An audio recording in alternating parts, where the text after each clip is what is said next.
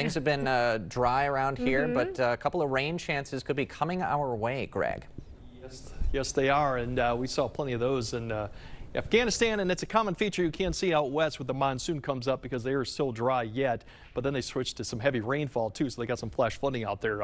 Big monsoon push right now going on, which a lot of areas do get some good precipitation. We're going to see some here eventually with this one area. Disturbed weather basically is stretching out to the west. It's just going to be kind of nuisance-like showers going on for all the way through Saturday, but for this evening, a few showers, thunderstorms south of I-90. It could touch the cross. I think it will probably just stay south, but there's an opportunity later here this evening. We might see some of that. Later on tonight, it's actually going to push a little further east and south, and then I think we will see some showers, but it's not an all-night type rain. It's just scattered or occasional rain. Here's the front that will be coming down closer to Eau Claire. Right now, the trend has been pushing this further north and east of Eau Claire, so unlikely to see a lot of precipitation, or it's going to be a narrow window. You might see some of it. More opportunity for Rusk County and areas east to see that, but you can see it pushing east. You'll start seeing it then fall apart, but still it's a little bit stretching all the way back up, all the way to 2 to 3 in the morning, so that opportunity still exists for a shower. Meanwhile, other areas further south are going to wake up with a lot of low cloud cover. This is either low cloud cover or fog stretching across the area.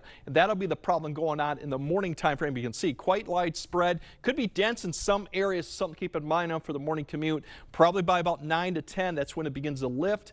And then the disturbance that I mentioned is not quite out of the picture yet, and that's why we're going to see some afternoon clouds to build up. And keep an eye west of the river. It's still sitting over here. We could see a few showers. Small chance yet. We'll see if this materializes after the evening, and west of the area it could get far east, maybe just southwest of the cross, but that's about it. Maybe down to Prairie du Chien. So something to keep in mind. We'll see if this materializes, but once again, it's not going to be out of the area quite yet.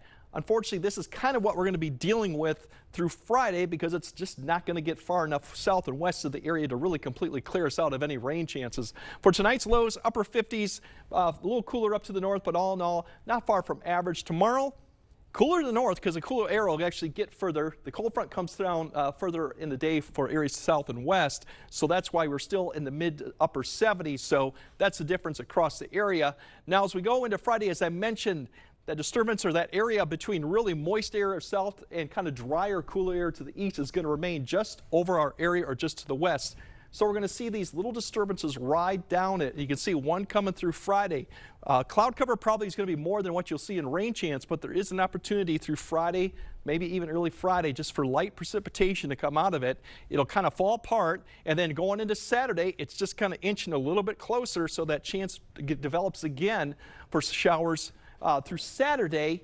Mostly cloud cover, so nothing to cancel plans on, but something to keep an eye on. And then probably as we go towards Sunday, it gets shoved further south and west of the area. So I think Sunday into Monday, better opportunity to see drier conditions, but that could change. It could not come that. So something to keep in mind of. Friday's temperatures, everyone will cool down behind the front.